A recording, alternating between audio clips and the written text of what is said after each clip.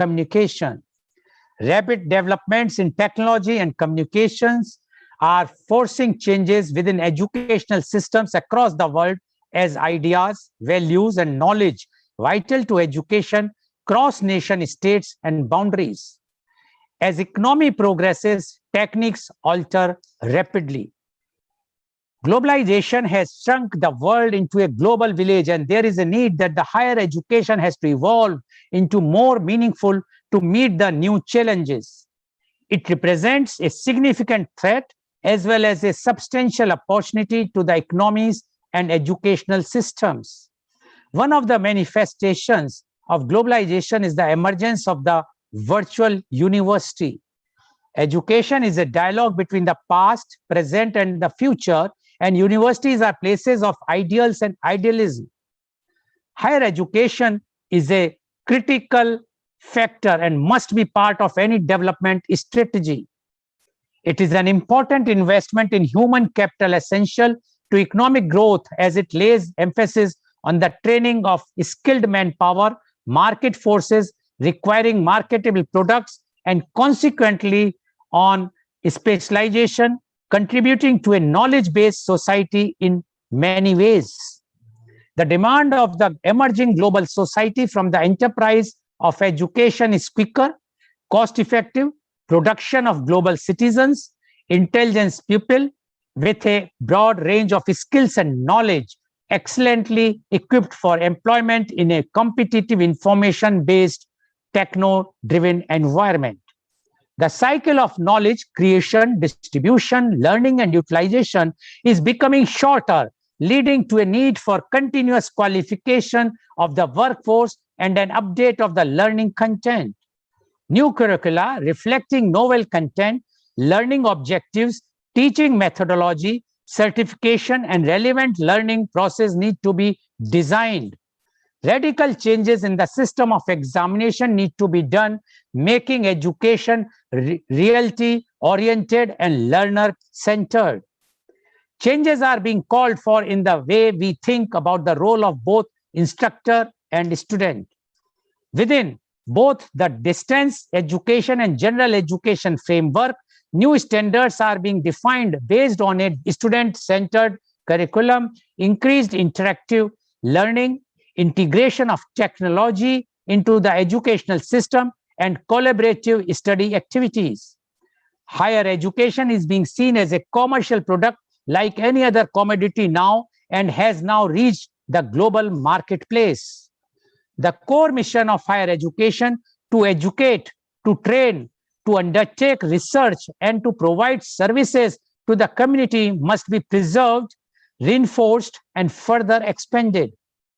The search for quality is indispensable for a policy based on merit. Countries need to develop a new learning culture, a culture of lifelong learning for all. The basic mission of universities is to carry out research and provide education based on it. We are in the midst of a true revolution in higher education, a revolution that has the potential to profoundly change our basic understanding of the role of the university. Globalization of higher education can provide people with an opportunity to meet international market demand and develop cooperative working environments. Educationists and institutes of higher education have been looking at ways of factoring the impact of globalization and revolution in information technology. The major technological and behavioral transformations have significantly influenced the teaching learning process. Today, a major debate is going on in the developed and developing world on how higher education is going to come to terms with Education 4.0 in the era of the beginnings of the fourth industrial revolution. Information technology has peaked into the digital era with stakeholders in India deeply pondering on how the digital era and artificial intelligence are going to leave their marks on both teachers and students across campuses and cutting across all disciplines. Education in India down the centuries has been an integral part of one's life, where success or failure have always been pegged to how a person has fared academically both in school or college. The omnipresence of education has been such that it was difficult to dream of moving up the ladder without a reasonable success in education at all levels. The gross enrollment ratio, GRE, in our country is currently at around 26% and is estimated to grow rapidly to about 50% in the next decade or so. To support and sustain high growth rate and an enhanced GER, the National Knowledge Commission, NKC, more than a decade ago had estimated that around 1,500 universities in this country would be realty from the less than 400 universities at that time. Today, we have reached to more than 1,000 universities, which is on an expected trajectory of growth, but unfortunately, quality has taken a beating in the process. The spurt in the higher education space is not only confined to the formal education sector, but would be equally fueled by the non-formal, continuing and in-service education that would see higher enrollments and more number of new generation and executive courses. And to discuss this very, very important aspect, that redefining purpose of higher education, we have a very elite, well-qualified, experienced, those who are authority in this topic or in the field of education, especially the higher education panelists are with us. And I would like to invite my first panelist guest, and she is Professor Dr. Jolie Jose. Professor Jose is an associate professor of MET School of Communication, MET University, Noida. She has a blending career experience of teaching, research, and grassroots work with communities. She worked in reputed educational institutions like Xavier University, Bhubaneswar, Sri Padmavati Women University, Tirupati, and Blue Mount Public School, Kerala, before joining MET University. She worked in Kerala and Tamil Nadu for 12 years with NGO in rural development sector, with people's movement activities, with a special reference to women, children, youth, and farmers, SHGs, etc.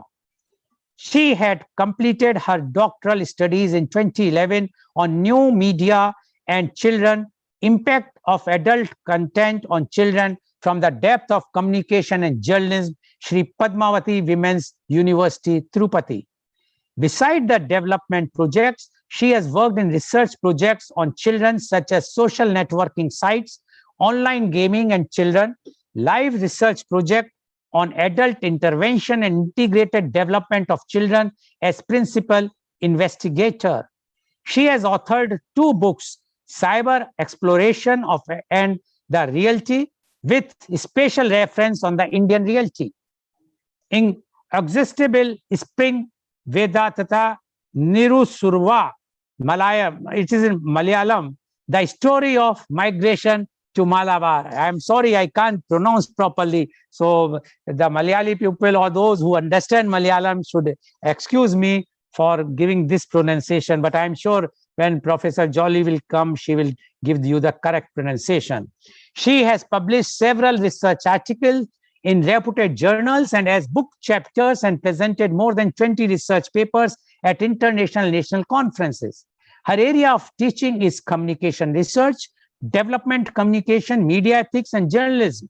She is also a resource person to schools and universities and conducts sessions on growth and development, media education, and parenting. So welcome Professor Dr. Jolie Jose on our show. Professor Dr. Jolie Jose, everybody is talking about education because there are 2 things which has become a very, very important today, especially during the COVID time. That first is health and then the education, because both sectors require lots of reforms, lots of rethinking, lots of revisiting. So the topic today is redefining purpose of higher education. We would like to know all the views of Professor Dr. Jolie Jose on redefining purpose of higher education, please. Thank you, Goel ji, and all the panel team. It's a pleasure to be here and to have a further reflection on this topic, which is very, very relevant. And let me correct or pronounce properly my first book title. It is Vatata Vidurava, that is Inexhaustible Spring. This is of um, story of migrating the reality from central Kerala to North Kerala and the struggles of the people. That was my first attempt. With the help of my brother, he's an author. Now, coming to the higher education in India, education became in crucial discussion point when we all migrated to online. So we want to know what is happening, how things are, how is the learning. Maybe we didn't discuss it much when things were on routine, and the children go to school and the youth and adults go for the higher education, there they perform. When they look for job, they'll be looking at what is happening, whether they get a job, and there is a rush for job. Nothing more than that has been on the platform. And there are very detailed realities which has been disturbing the society, and personally to me also, like when we encounter people around me, younger to me, the very young generation also, like, why do we go to school? I still remember when I was working in one of the remote villages in Tamil Nadu, and children rushes to go to school, very brilliant children. And I was talking to a boy of 10, 11 old. He used to ride the bullock cart so well. He said, don't you want to go to school? And he asked me, Akka, what's the difference? Those who are going to school and they also work in the field, I also work in the field. This is that really struck me. What is happening, what is the impact of education in the primary level and the other level. It was the first incident that really made me ponder. And we have unemployment among the educated is a lot. And again, some 15 years back, I met a young man working in the cleaning section. He had completed his MBA. It was in Kerala, Trivandrum, one of the building. He was working over there. He was being introduced by my husband. We were there for some shopping. What's happening to the education? And there is a declining economy. We point back to, if education is for that, a number of youth go to colleges for higher education, and what is happening to the economy? There is no change in economy. What is the contribution of that? So I come from Kerala. We know that the education at a stretch, we stop with the education degree. At least the people have to get a degree, then only you stop it. Maybe my generation to my young generation, mostly people, except certain communities. So what is happening to the job market? What is the focus of education? We learn, we read, write examination. Then what's next? What skill we learn? It is becoming a radical question. There are other elements like the skilled persons also. So now the degree students we see whosoever takes the sociology and history, economics also in South, we can see that jobless. And we can see nurses underemployed, unemployed, not properly trained. This is another concern. And also lawyers looking for job, teachers after teaching, teachers training, number of B.Ed people looking for job. So what's really happening even in the skilled and professional area, and even other the degree scholars of in the country? I'm talking in the Indian context. I know that Professor Pushpanathan is there from Sri Lanka. I not explored that area. I'm looking into the Indian context. So this really looking at pointing towards the question, there is a need for change. Is it all a right thing that is happening in the higher education level?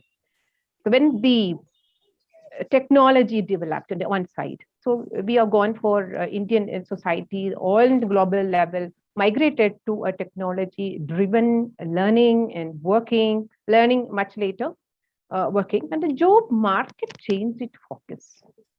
But we can say that great majority of our higher education institution remains as laggards in this adopting the technology. That was very vivid when he had to shift to the ongoing education, starting from the lockdown. Everybody was running around, and how many institutions took an effort to train the faculties to shift to. And at this point, I'm really grateful to Amity University.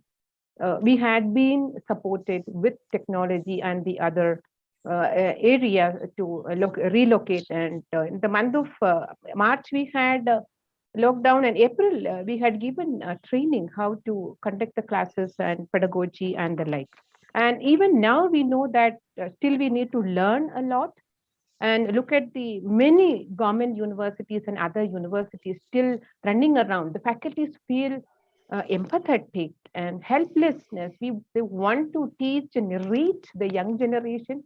And I really feel happy that we could engage the young generation in this lockdown very creatively, with all possible ways of everybody was exploring on their own. The country didn't know what to do, administration didn't know what to do. We are a part of the process. But we felt that there are gaps in learning. When our scholars, graduate students go out, they look for jobs, and I myself assess to see that many students really lack the needed professional skills. I'm in communication, and many courses end up with, when they go to field, they don't know how really to do the editing. They learn the traditional skills, and when they go back, they're not really fit over there. So this becoming another challenge, though the acquired or imparted knowledge is unfit when the young generation moving out. So there's a need for a change.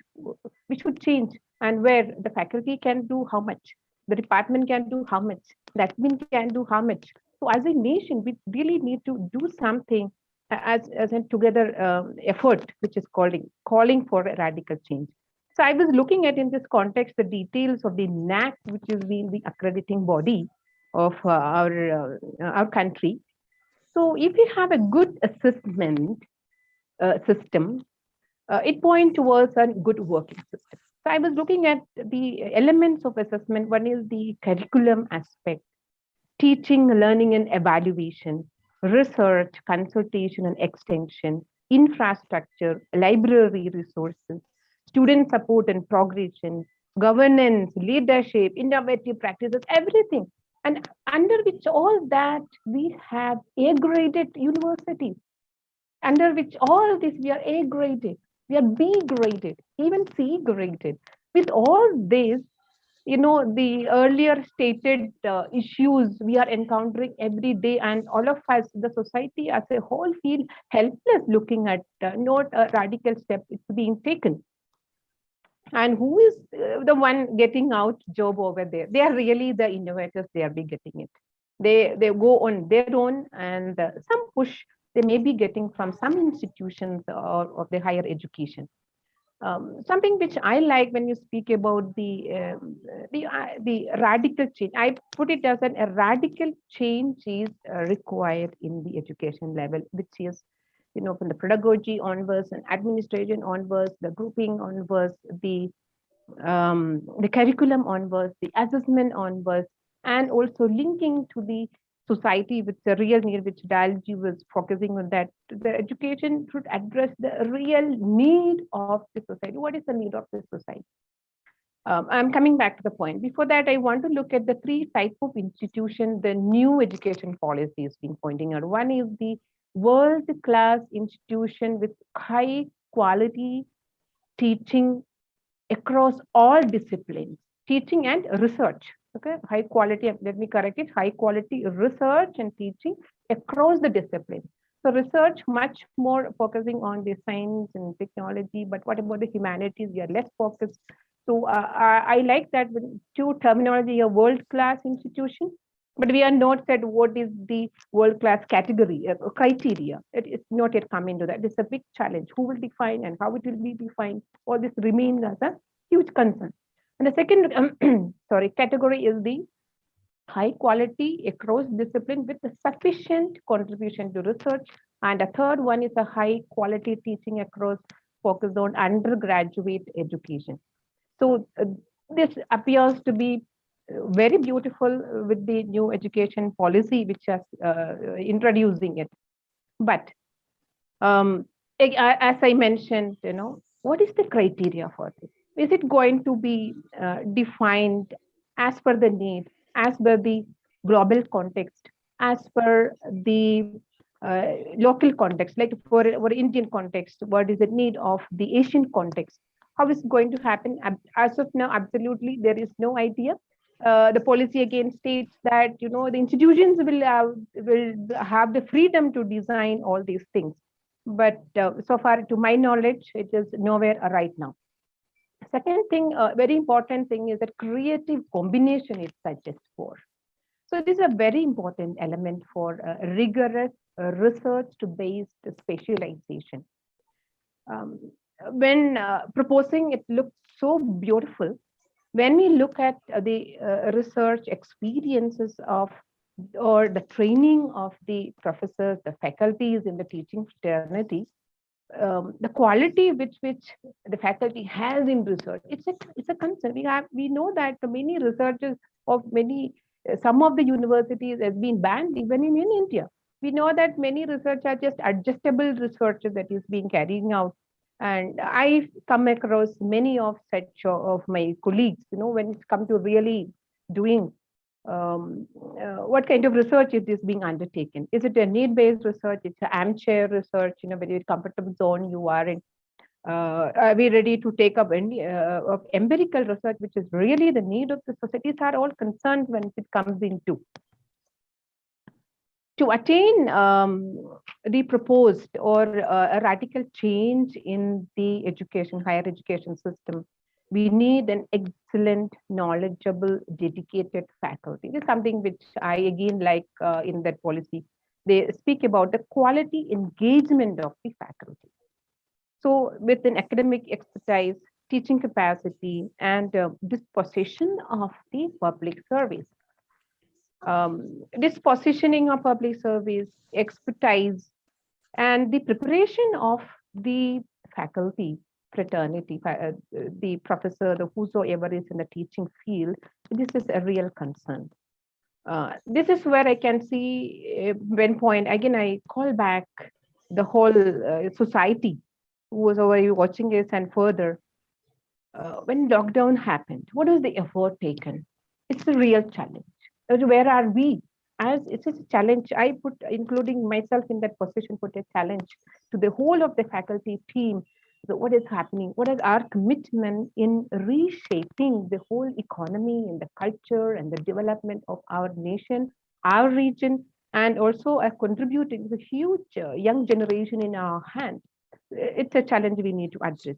Okay, so this is moving a challenge, a big challenge to the faculty, and who will address this, that moving from the linear line, it's been drawn by someone and just walking through it and being in the comfort zone, to a dynamic context, taking the students, the university, to a dynamic platform to work with. And there is a knowledge or experience gap here to impart. Like the faculty, whosoever is there, I continue to emphasize that I also belong to that. The experience and expertise, it's a different. Our own learning is different. We all had the type of learning, lecturing. Lecturing itself is not you lecture and you go back and you imbibe it and you learn by yourself, or you have to go to library and take notes and then you write exam and finish it off. To handholding and leading and mentoring role, the totally different role.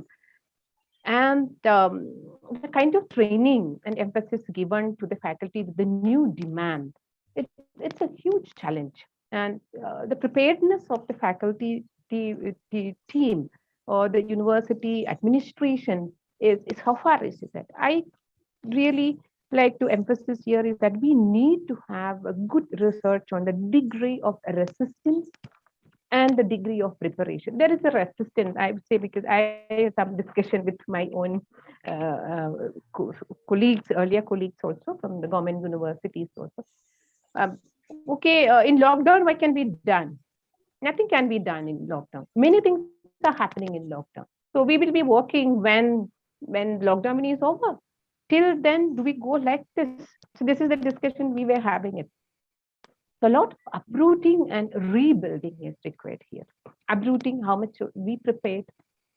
The students, we have adopted to many universities, most of the universities adopted to the blended learning or online learning. And we want the students to read and come in the new format of learning. There's a total resistance we can, because it is not there in the system. And the society also, in a way, just wanted the spoon feeding, to support the spoon feeding. You give the notes. I still remember working sometime in a school. I said, sir, I don't see giving the plus two students the question answers, dictating question answers in the class. We were very good friends, and you said, Jolly, the parents want it.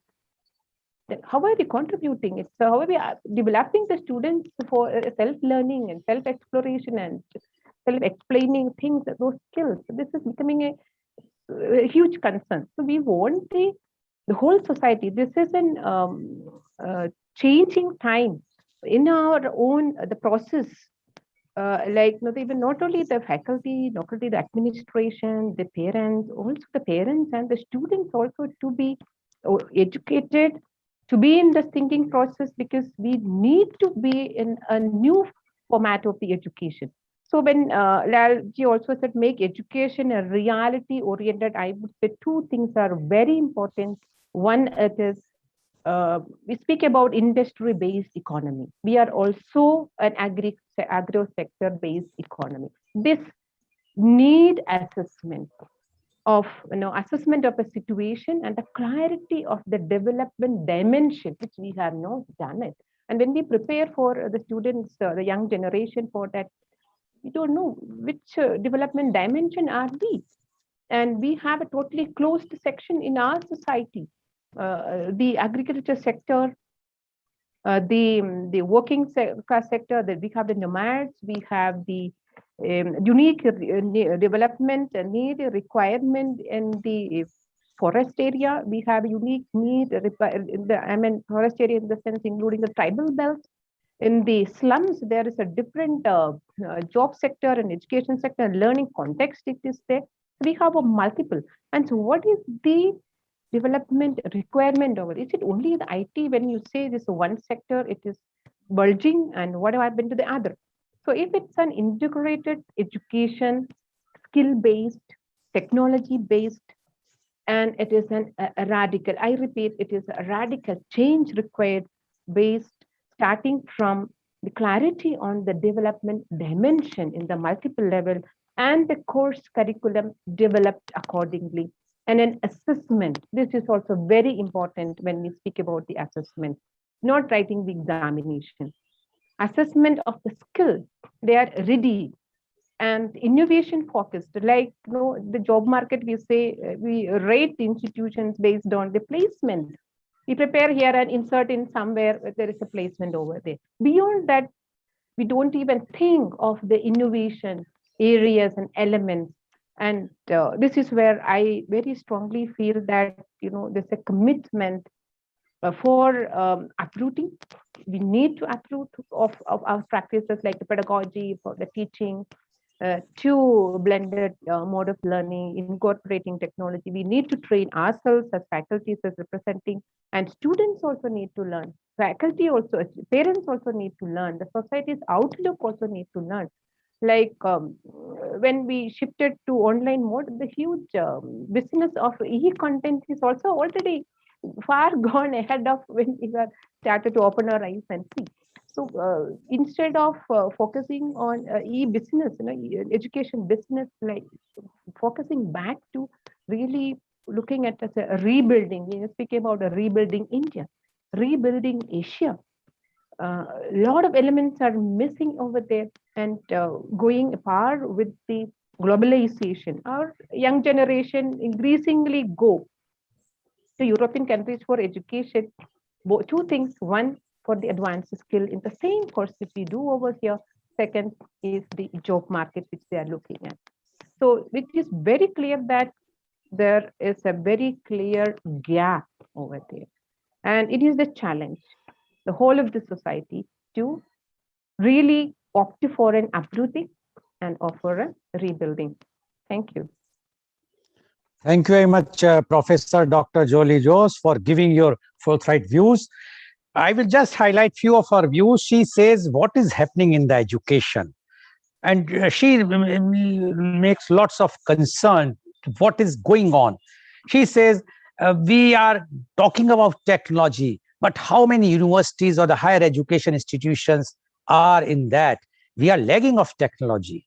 She says there are lots of gaps between the practical and the academic knowledge, which is required today, because the student who is passing from a university, if he goes in the market, what is the employability of that? Because there is no practical knowledge of the person, because the conditions are changing very fast.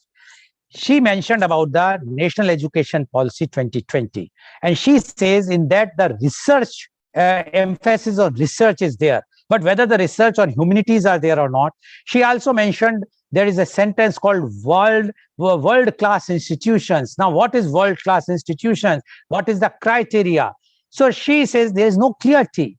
She says even the faculty in the research are not of that standard, and what is happening to our research is not up to the standard which people are looking for. After all, once a student is going for research, his or her aim is to get the complete knowledge of that particular subject. But are they doing it sincerely, truthfully? That is a questionable thing. Even the faculties are not knowing all those things. That's why the problem is coming. And she says a very big challenge. It's not like this. She says when the lockdown came, everybody is standstill. Now, the question is what we have done. How we are going to improve the things? She says there are a new format of learning, blended and online. But still we are in dark. What is happening? Whether the online is really good or blended. So there is no clarity, which still we are in dark. We are not clear what is happening. She mentioned about the development-based education. She says everybody is talking about the development-based education. But what is the development? Every country have different type of development, and the society, like we are agri-based society. So what we have to see in that context, are we teaching that or not? And she says the assessment of skills are very important. Are we honest to do that? Our institutions are doing or not? She also says the parents should also know and learn what is happening today, because many times what we are doing is, if the parents are not approving, then our teaching method is changed. We are pleasing the parents many times, although we know that this is not the correct education we should impart.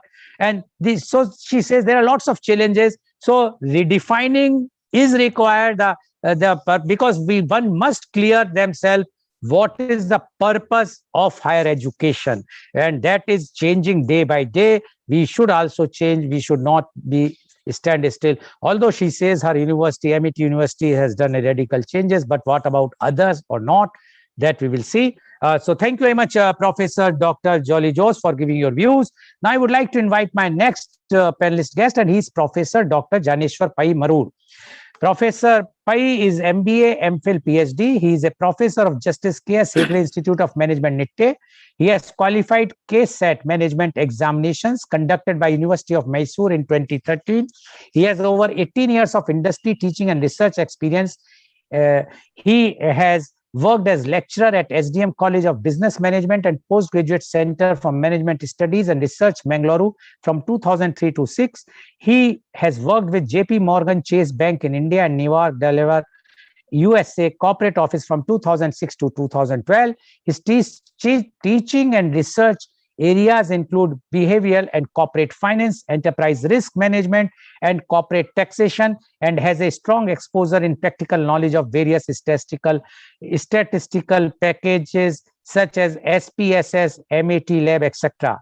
He has published research papers in national and international journals, and also presented research papers in various national and international conferences, seminars, and workshops. He is a life member of Indian Institute of Banking and Finance, IIBF, Mumbai Management Teachers Consortium, Global MTC Global, Bangalore International Association of Academicians and Researchers, INAAR, Pune, Indian Academicians and Researchers Association, IARA, Assam, and Federation of Indian Professional Trainers, FIPT, New Delhi. Welcome, Professor Dr. Janeshwar Pai Marur, on our show. Professor Pai, you have heard what Professor Dr. Jolly Jose have given her views about the redefining purpose of higher education.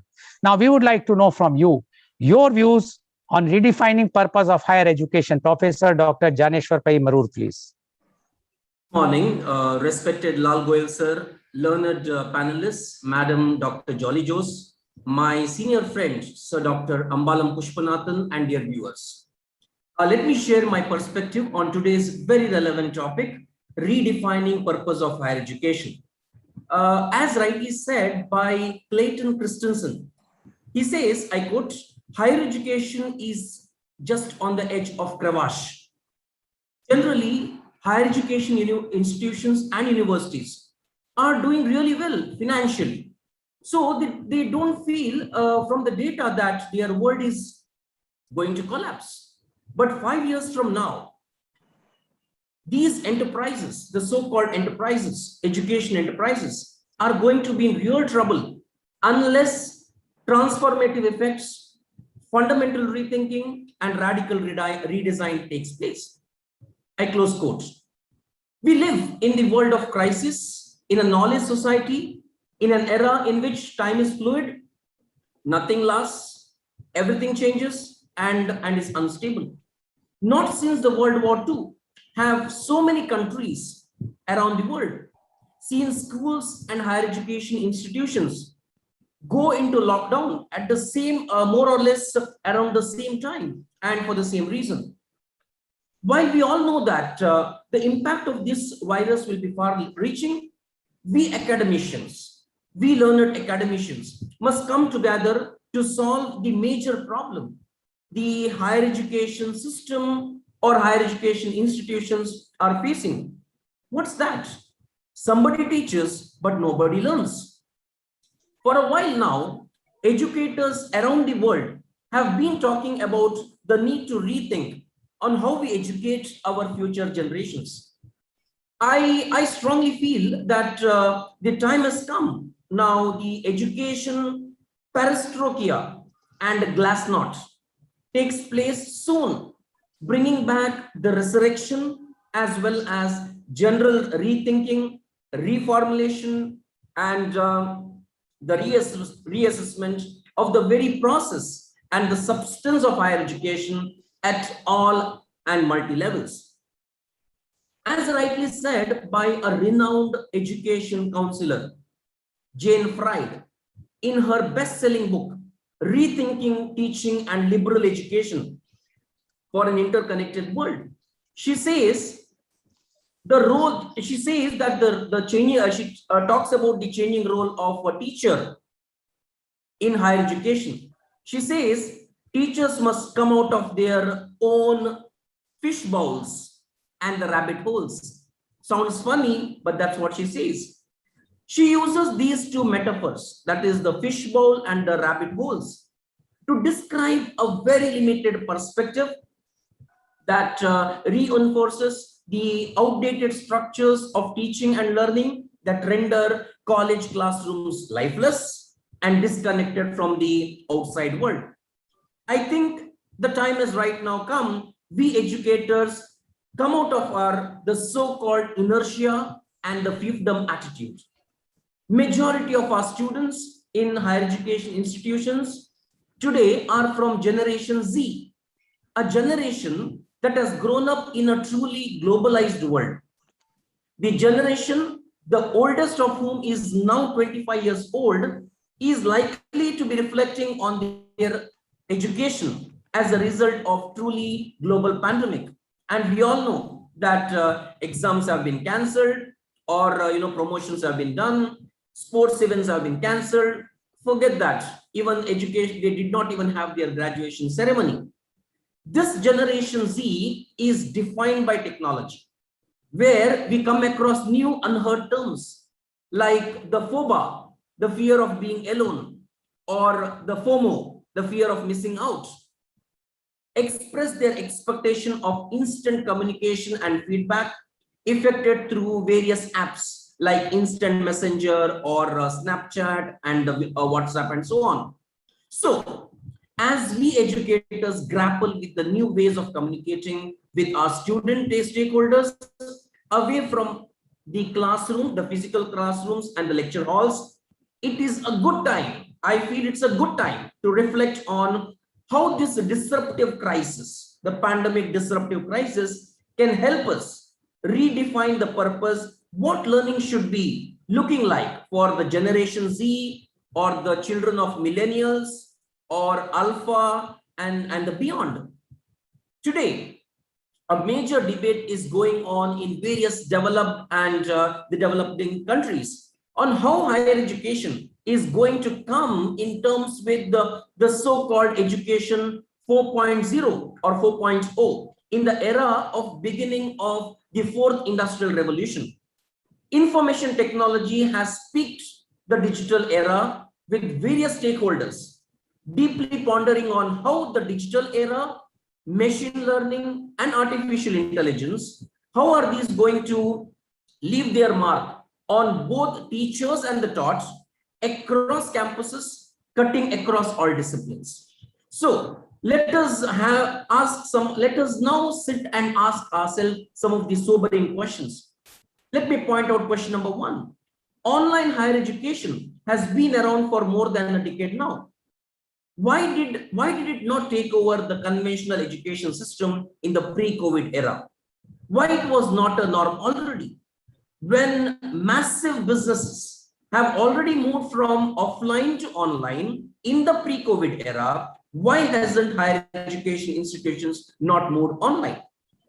As we now redefine the purpose of higher education, the ultimate aim of knowledge providers or the educators should be to allow budding graduates or our students to build their own desired profile of education or degrees at their place, at their pace and time from chosen education institutions with the desired course combinations. I'm sure, as Madam Majoli said, NEP 2020 would guide us in right direction in achieving this. The major problem of higher education institutions in our country is that there are far too many fixed streams and specializations. This applies both to the undergraduate as well as the postgraduate level education, which may eventually prepare a poor, very poor, I would say, academic foundation in the fast changing and dynamic corporate world, leading wherein the students feel that they have attained a worthless academic degree. In Indian context, a few decades back, we embarked on an ambitious method of distance education, which was unfortunately muddled. Why? Because of poor planning, ineffective control, and lack of inadequate social supportive framework. But today, see how the world has changed. It would seem that there are few more new unheard cousins of distance education trying to do their rounds, such as online, open, virtual, contactless education, and so on. Although it would seem that they would be hugely beneficial in the age of lifelong learning, but unfortunately, these are not the sought after because of the damage and the poor image or respect the distance education has earned over the period of time.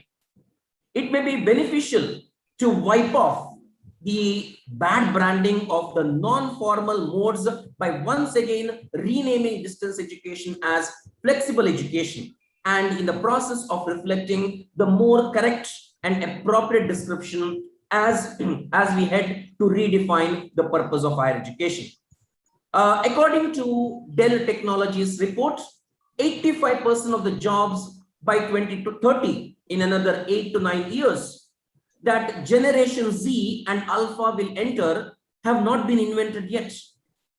If you look into the World Economic Forum report, 65% of primary school children today will be working on job type that do not exist yet as of date. The COVID-19 crisis may well change our world and our global outlook. It may also teach us about how higher education needs to be redefined to be able to better prepare our young learners or the students for what the future might hold. First point is educating citizens or educating youth in an interconnected world.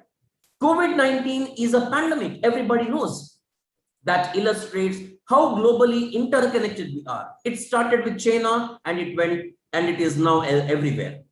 There is no longer such thing as isolated issues and actions. We are all interconnected. Second one is redefining the role of educator. The notion of educator as a knowledge holder or knowledge provider who imparts wisdom to their pupils, I fear is no longer fit for the 21st century education. With students being able to gain access to knowledge, learn a technical skill through few clicks on their phones, tablets, and computers, we will need to redefine the role of educator. The role of educator will need to shift or move towards facilitating young people's development as contributing members of society. The third point which I would like to say is teaching life skills needed for the future. In this ever-changing global environment, young people require resilience and adaptability skills that are proving to be essential to navigate effectively through this particular pandemic. As Madam Jolly some time back told, I feel that some of the most important skills that will be required will be creativity, communication, collaboration, empathy, emotional intelligence, and being able to work across demographic lines of differences to harness the power of effective teamwork. The last point which I would like to say is the unlocking technology to deliver education. The COVID-19 pandemic has resulted in education institutions across the world being forcefully compelled to suddenly harness and utilize a suite of available technology tools to create content for remote learning for students in all sectors. I conclude to saying that coming years will bring about unexpected, daunting challenges, and I'm very convinced about it. However, COVID-19 has helped us to overcome the hesitancy towards implementing technology applications. As we enter the uncharted territories, education will evolve to accommodate these learnings. Personalization and peer bonding will give rise to, I'm very convinced about this, personalization and peer bonding will bring about a new education model that will be agile and self-evolving. We are at the beginning of the NEP implementation in India, and coming years will could very well return education in India to forefront globally. But we make these queen sacrifices. I say queen sacrifices. Faculty to let go of their existing practices of transposing classroom to online medium without applying science of digital learning. That is at the faculty front. Higher education institutions to let go of their academic know-all stance and become willing to collaborate with digital learning specialists to train their teachers and redesign higher education for the newest online education world. Thank you so much, sir. Thank you, Professor Dr. Pai, for giving your views. And what Dr. Pai says, we are talking about the new era. That new era requires lots of changes. And he quoted one of the very learned person, and the words which he used is, teacher should come out from fish ball and rabbit ball. Now, the meaning of this is that the teachers have to change. Before we pass on the education to the students, according to him, whether the educator, the teachers, they are ready with the new changes. Like he says, the online education. He says the online education, when it has been introduced in India a decade ago, why it has not become a norm pre-COVID era, why we were waiting while all other things have changed to the digital mode. Everything was there, but in education, the pace was very, very slow. So he says it is not that we will pass the bucks to others. We have to rethink ourselves. We have to revisit ourselves, and then we will be able to redefine the purpose of higher education. He also mentioned sometimes the students feel worthless. The degree is worthless, and this is happening because today, recently I had a media conference where the corporates were there. What are the corporates' expectations from the young aspirants. And they says, one of the panelists mentioned that the 10% requirement of the corporate, they give the weightage 10% for the primary education, the 40% for the technical education, and the 50% is to be given by for the personality. Now the question is whether nowadays the universities are imparting that training, that new things which is now been required, as Professor Maruz mentioned about the many soft skills things that is required today. But whether the university is imparting that particular knowledge or not, that is a very, very questionable thing.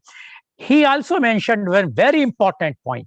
In India, we had a distance education program, and it was launched with a very fanfare, but it could not succeed. People were discarding. I still remember people say, oh, he is from that distance open university. His knowledge is not.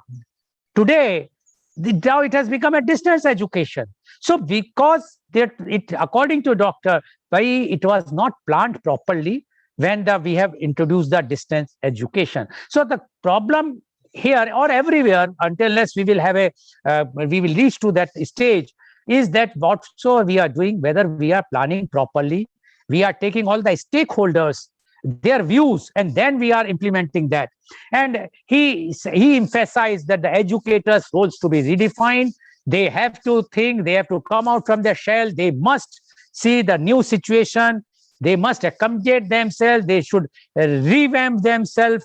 Then only they can impart the proper education which is required. And that's why the redefining purpose of the higher education is that it is not for one, for two, for every stakeholders who are involved. Thank you very much, Professor Dr. Janeshwar Pai Marur, for giving your very, very educated or enlightening views. I'm sure if any of the university or the government takes notes of this, and they should come out with something new, although they have come out with the national education policy, but still miles to go.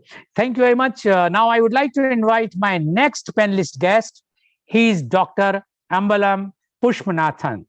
Dr. Pushpanathan is the Associate Professor, Faculty of Business Studies, V4NEWS Campus, University of Jaffna, Sri Lanka.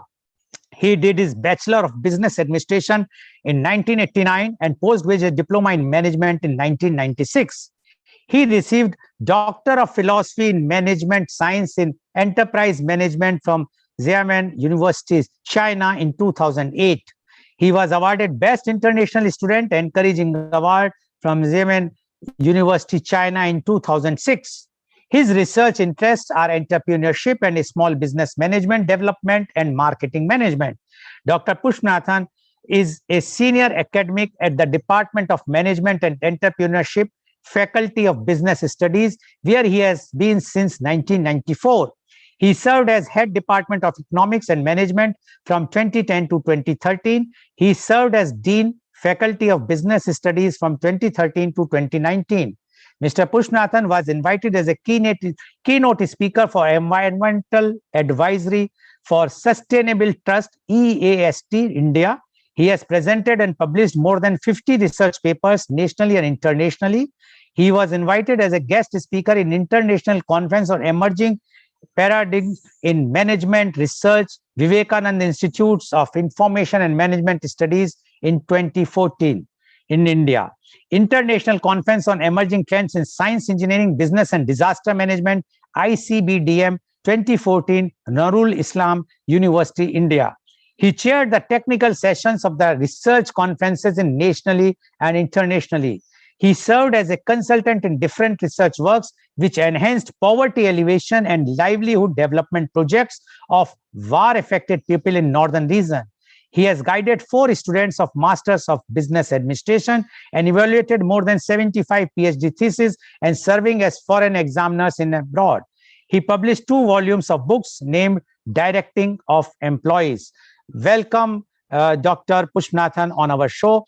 Dr. Pushpanathan, you have heard what Professor Dr. Jolly Jose as well as Professor Dr. Janeshwar Pai Marur has spoken. They have given their views, but their views are, although they have started with a global view, but they are mainly from the Indian perspective. Now, because you are from Sri Lanka, definitely And but Sri Lanka is not that far. It's come under this almost the same type of culture and same types of all the education things. But still, there is a difference because it's a different country. Definitely, we would like to know your views on the redefining purpose of higher education. Dr. Ambalam Pushpanathan, please. Okay, good morning. Mr. Lal Goel, Chairman, Organ Donation Indian Foundation, Professor Dr. Jolly Joss, Professor Dr. Gnaneswar Bhai Maror. Good morning, all again. Today I am, thank you for Mr. Gnaneswar Bhai inviting me to give brief introduction of the redefining purpose of higher education in Sri Lankan perspectives. So in Sri Lanka, access to higher education. You know, in Sri Lanka, presently we have 16 universities and 3 campuses. Under the University Grant Commissions, before COVID-19, traditional universities plan to reduce, to issue the handouts and notes to the students, and we are using only for LMS. Only we are using the online learning using LMS. So we are facing this pandemic situation in the March 20. That time all university closed. All Sri Lankan universities were closed, and UGC decided to start the online teaching and learnings to the students. So that's why the university, to mitigate the effects of disrupted learning, higher education institution, that means universities, utilized existing Moodle-based learning management systems under university web server. The Lanka Education and Research Network, it is called as LEARN, was connected to the university web server. We are getting the support from the LEARN, and the LEARN connecting their networks to the university servers. All universities get advantage from this LEARN for teaching this online basis. The network could monitor the utilization of Zoom based on the Zoom daily. In addition, all internal service providers in Sri Lanka, other Dialog, Mobitel, and all telecoms, or the Sri Lankan Telecom also provide the services to the LEARN. So that's why in our Sri Lankan teachers, university teachers, face the many challenges to provide the good teaching to the students from June 2020 onwards. One is the online teaching and learning is very difficult because in Sri Lanka, some remote area, remote villages, students also learning in the university. They are the students of the university. They are facing the coverage problems. Sometimes unable to teach the lecturers. They are teachers unable to teach to them because they are unable to join in the Zoom line. Right? That's why that we are redefined. If we are teaching our lectures, we need to record. Again, we upload the documents in our LMS. During this COVID-19 pandemic situations, all councils, Senate, faculty board, and other important meetings of the university were virtually held, and the significant decisions were communicated with staff through emails. We are using the emails because the situation is the pandemic. We are all in panic. That's why our university system, administrative system also changed through the Zoom also. At the faculty and department level, relevant dean and heads of the department directed and monitored their team to ensure better online delivery also. So learning materials for students were uploaded. Already I expressed in my view already learning materials already uploaded through the LMS, and login accounts for teachers and students were also provided.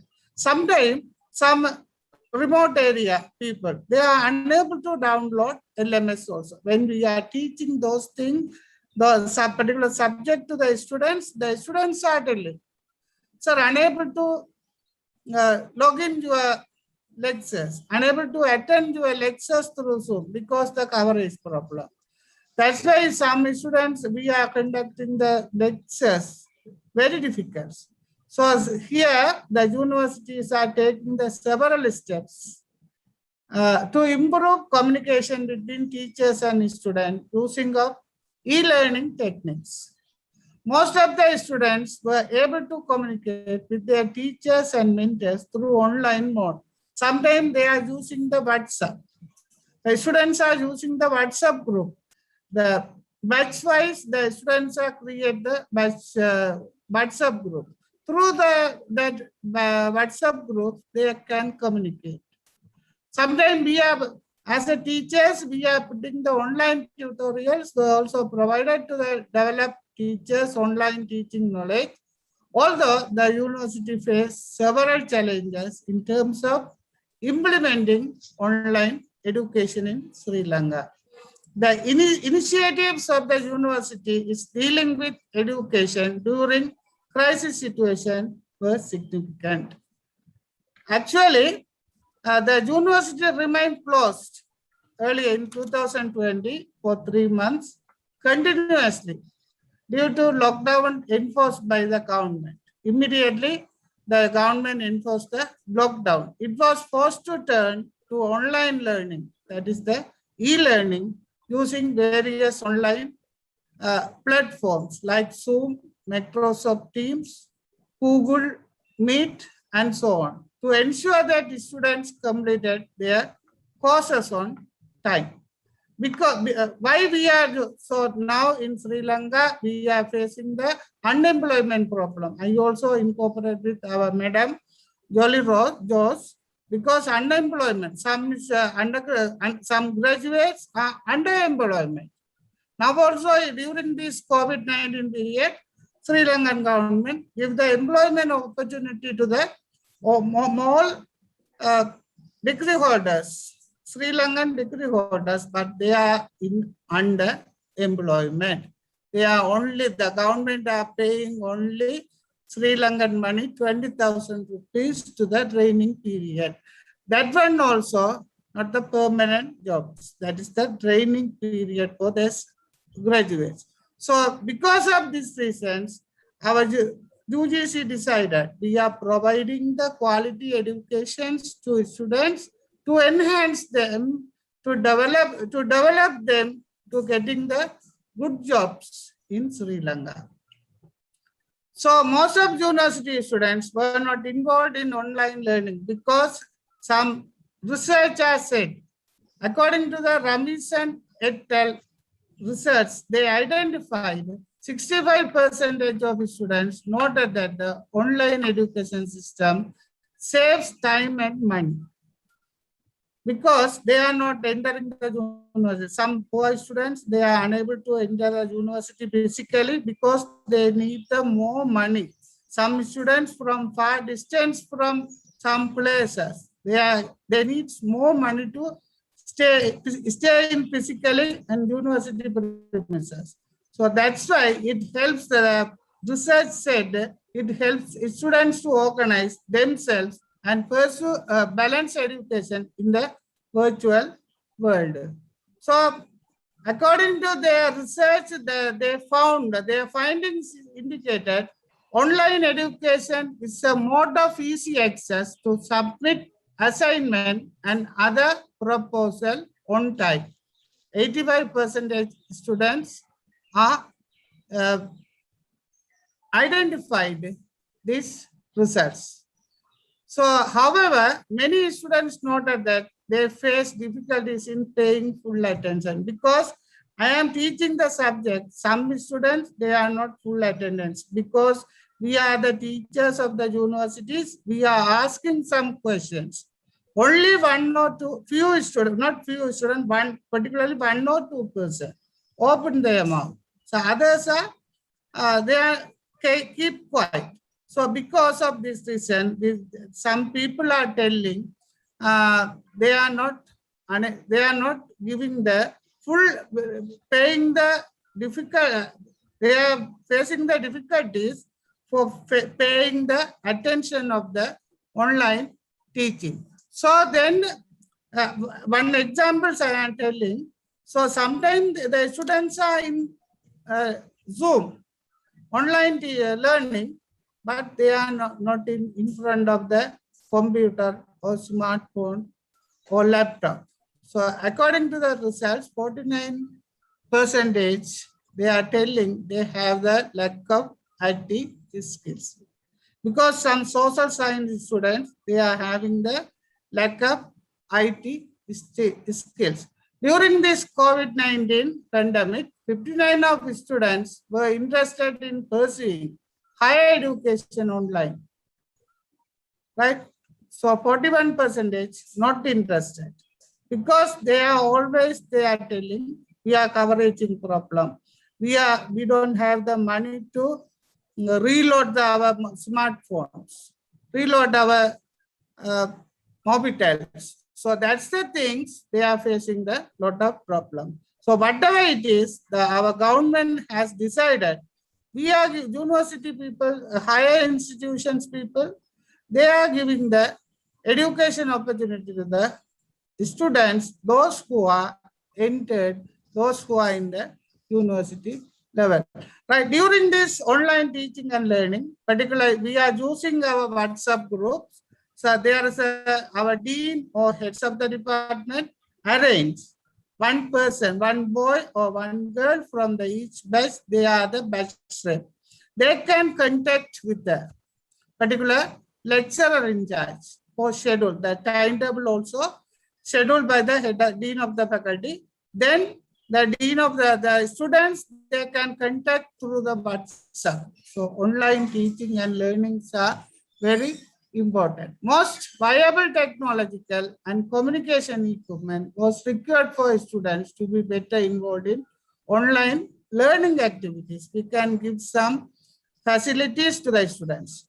Actually, 2020 end, one foreign people give some financial assistance to our university to provide the 300 smartphones to the vulnerable students in our university. That's why our faculty students, 6 faculty students got the smartphone from our university. So accessing to well-equipped telecommunication equipment for students in poverty was a really challenging task. You know, some students, they are from the poor families. They are facing the lot of problems. Sometimes they don't have enough money to, so normally we in a one session, one batch, we have the 8 subjects. In a week, 16 hours lectures we are taking to them. That time they are unable to reload the money through the online lectures. Because of that reasons, we are giving our university, especially our university, approach some NGOs to support them, to giving or reload money to them. Thus, this is another challenges we can overcome to them. The obvious drawback for e-learning, next one, was the digital divide among the students. Most families had limited or no access to internet, some far away from people. Such a situation contribute that did not even have access to the internet connection or rather the lack of network coverage. So that's why Sri Lankan government, Sri Lankan Telecom provide the 4G connection to the students. 4G connections to the students. Next is the practical assessment and examinations and support. It is another challenges when we are teaching in online. So we are redefine that one also. some quizzes we conduct, but tutorial examination, essay questions. Okay. In physically, we are having the essay type of examination to them, but it is difficult in the online because the essay type tutorial examinations we are conducting to them. It will be difficult. Sometimes students copied also. They can make the copy. So that's why we are using these online quizzes, multiple quizzes. We can do the MCQ examination we are having. And also we are having some presentations. Give some problems to the students, whether group-wise presentation or individual presentation, we will conduct them. That is the one of the assessment strategy to yes. them. Then Please be brief. Time is paucity of the time. Okay. The next, some overcome the challenges and redefine this one. Now Sri Lankan government provide the loan schemes to buy the laptop or smartphone to the university students. Then higher education's revisited curriculum, as our Professor Madam said, revisited curriculums and pedagogy, assessment for online education and blended learning. Then Sri Lankan government introduced loan schemes, then academic timetable, right? Redesigned by the faculties for convenient teaching and learning. Then academic staff supervise students' thesis or dissertation through Zoom. Now we are having this type of practices to supervise the students. Professor, we have to conclude, please. Okay. So now all faculties closely monitor online learning through the virtual methods. So online reporting systems used through the virtual methods. This is the redefining purpose of higher education in Sri Lankan perspective.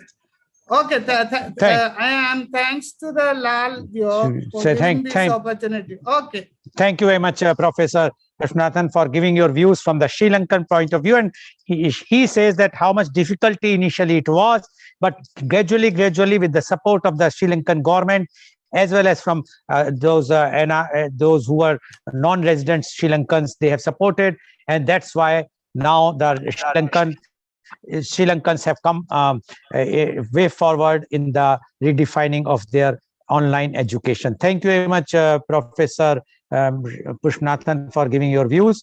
Now I would like to ask the question to Professor Dr. Jolly Jose. Professor Dr. Jolly Jose, you mentioned about NAC grading, NAAC grading. You say ABC. Now tell me one thing: why the government or the universities which have been graded, which universities were graded C category, are allowed to impart the knowledge to the students? What is the fault of that student who is taking admission in a particular university? Yes, you can say that the government has put it that the university should mention, or the private college should mention the grade what they have, but it doesn't mean that substandard education can be imparted to a student. It is like this, that you are giving the grading for a medical facility. You said this doctor is A category, B, C, D, and if you will go to the D category, we have no responsibility whether the patient will survive or not. Similarly, education, which is a very, very important aspect for a student, if a C category university is not capable to give the same education quality which A is giving, they are not supposed to open their door. Why this thing is happening? All the universities, if they are not up to that particular standard, they should not allow to admit a single student. What you say about this, Professor Dr. Jolly Jose? Yeah, very, very, very relevant question. I wish if the UGC has banned or blocked all below graded, required graded institutions, we would have been in a different, platform. The whole country would have been there. There are political reasons. There are also, usually when you ask about the C, time is given to each department. So departments are assessed, university in general is section by section has been analyzed by the NAC. But when they are not up to the grade, they have given notifications to improve in all the area. That is how it generally, the NAC works with it. Now, to my knowledge, we know that, I myself know I wanted to put it up over here.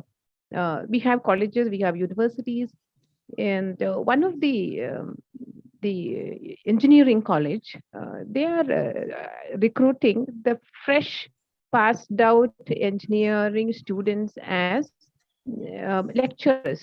The problem here is, I don't say that they are really bad in teaching and all that. We really noted that those students also has not got the complete portion of their own syllabus. They're incomplete. They have explained their own difficulties because the portion is not completed. They are this, and this particular, the smarter ones from that is being recruited for the teaching the next. This is the very, very sad element in the business of education, I would call it as, if unless this is being stopped, we continue this, and very excellent NEP is there, and it will remain on there, just like your development program. Yes, Professor Jose. But what NEP will do if the university and the private college is not equipped, or they are not up to that standard?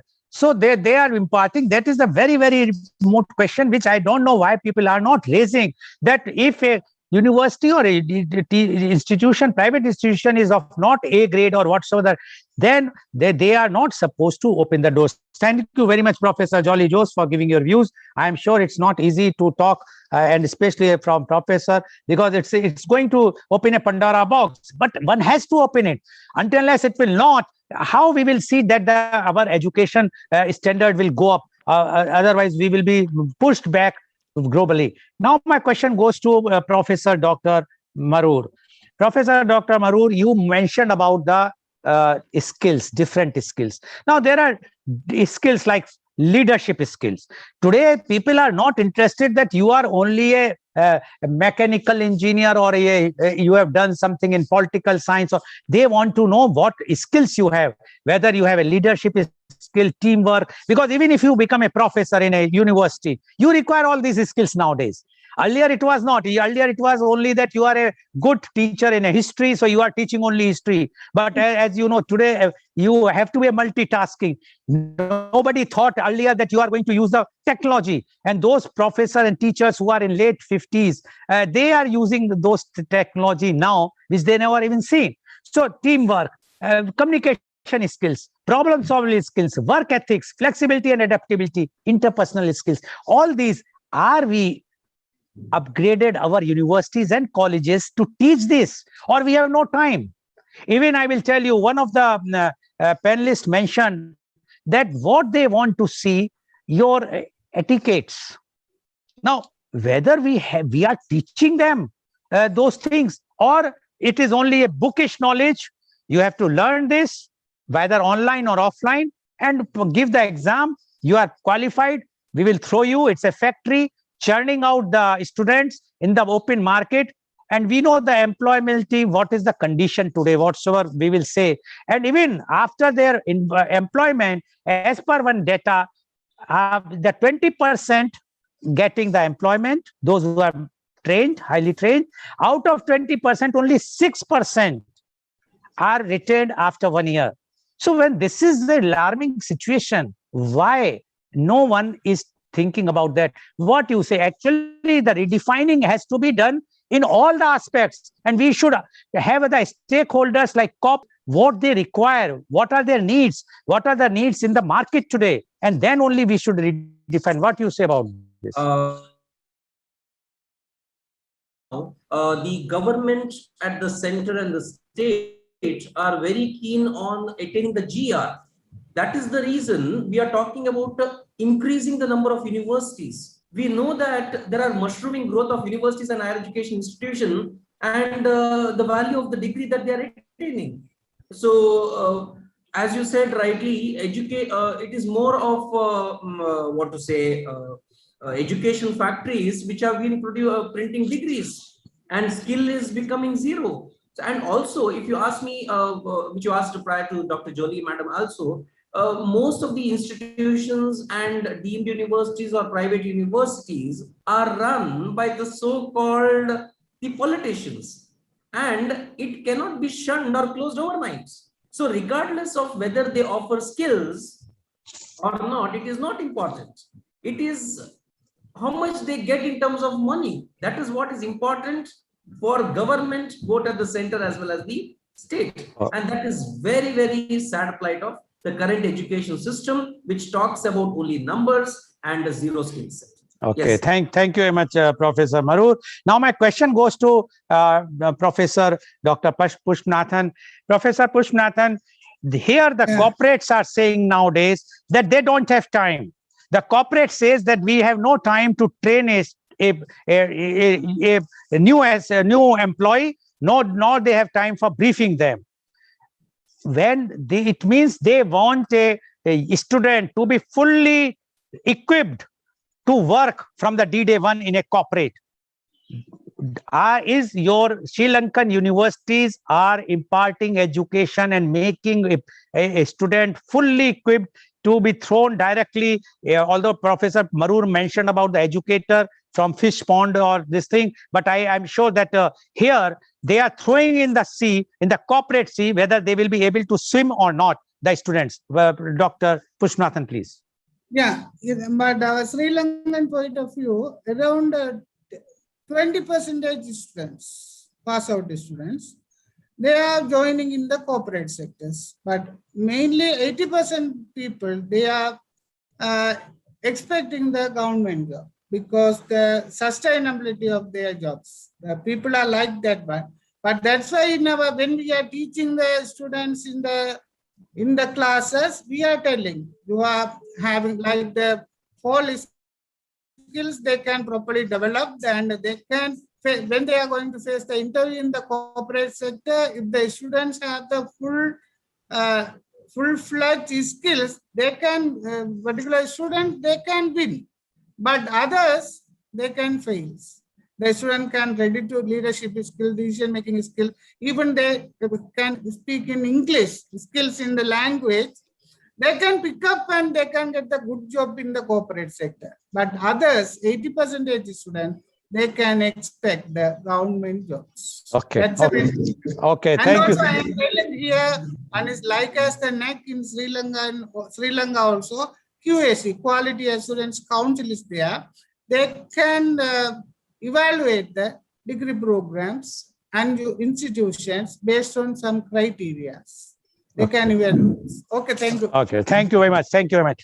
So, viewer, you have seen the condition of education today, higher education. It's required overall changes, radical changes. All the experts have given their views. And the moot point is, for some of the few people who are in the helm of universities for minting money, they are not bothered what is the standard of the education there in their own universities or the colleges. I think it's said, we always try to put the blame to the students or the young generation. First, we must change ourselves. Then only we can change the new generation. Then we can very well change the education system. And as our all panelists appreciated, and they have mentioned very clearly, the educator has to change. It's a very, very challenging thing, but it's the right time. We should redefine the purpose of higher education. And with the changing scenario, which is changing very, very fast, the redefining is required of the higher education. Thank you very much. And today's program has been live telecasted by V4NEWS, Global TV, V4 Stream, Malnadu TV India, News Gaon Se, Samvad Sarokar News, Bharat Post News, as well as it was shown live on Facebook and YouTube. Okay, thank you. And every day in our evening program, Kal Aaj aur Kal Lal Goel ke Sang, we have a chief guest who has achieved in his lifetime something which is a really a source of inspiration for others. And today my chief guest is Mr. Pratul Agrawal, founder, promoter, Alanka Group from Mathura. He is going to give his life journey from the childhood till what has become and why he's so inspirational for the young generation, even for the elders. So please tune in today for Kal Aaj Aur Kal Lal Goel Ke Sang at 4:30 p.m. Thank you very much, Professor Dr. Jolie Jose. Thank you very much, Professor Dr. Janeshwar Pai Marur, and thank you very much, Professor Dr. A. Vishwanathan. And thank you all the viewers for watching our show. Thank you very much. Thank you.